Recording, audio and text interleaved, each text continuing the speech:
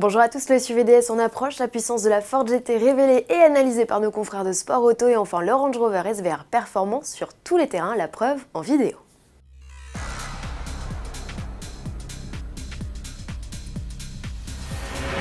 Les vraies nouveautés DS se font rares en Europe, un petit restylage par-ci pour la DS3, un repoudrage par-là pour la DS4.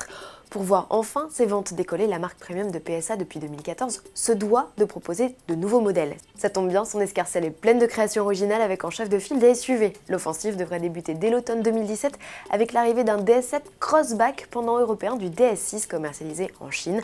Ce modèle positionné entre un Peugeot 3008 et un Peugeot 5008 peaufine actuellement ses réglages et particulièrement ses suspensions selon les dires du directeur de la marque Yves Bonnefond, photographié au volant d'un véhicule de développement. Enfin, la GT n'a plus de secret. Présentée début 2015, la supercar Ford vient de révéler l'intégralité de sa fiche technique. Parmi les données que l'on attend avec impatience, sa puissance, ses performances et son poids. Roulement de tambour, le V6 3,5 litres biturbo développe donc 656 chevaux et 746 Nm de couple. VMAX annoncé 347 km/h et le poids, il est de 1385 kg à sec. Alors que penser de ces chiffres? Les Porsche 911 Turbo S, Ferrari 488 GTB et autres McLaren 650S ont-elles du souci à se faire? On a posé la question à notre confrère de Sport Auto, Julien Diez.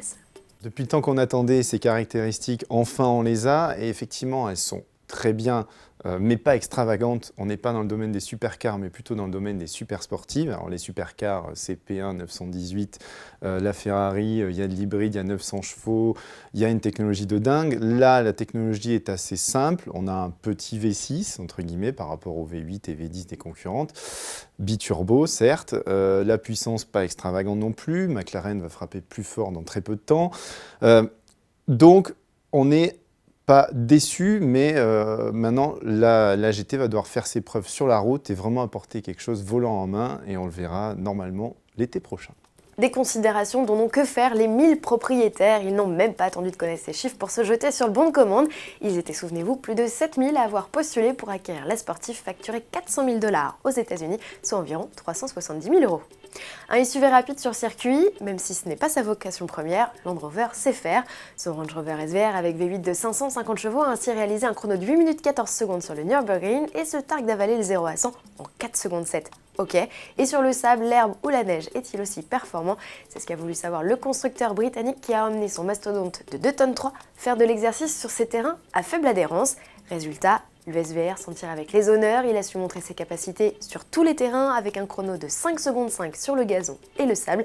Il fait même mieux sur le gravier avec un temps de 5 secondes 3. Seule la boue et la glace lui ont donné du fil à retordre avec des chronos de respectivement 6 secondes 5 et 11 secondes 3. Pour finir, télévision, que regarder ce soir? Vous avez le choix, émission politique, culinaire ou automobile, avec le 6e épisode de Top Gear France. Les 3 animateurs accompagnés du stick se lancent le défi de participer à une course d'endurance de 6 heures. Un jeu d'enfant pour Bruce et le pilote masqué, moins facile pour le Tone et Philippe Lelouch qui tente pour la première fois l'expérience. Comment vont-ils gérer leur Peugeot 208 au milieu d'un peloton de 45 voitures sur le circuit technique de Lédenon? Réponse ce 25 janvier à 20h50 sur RMC Découverte. À demain.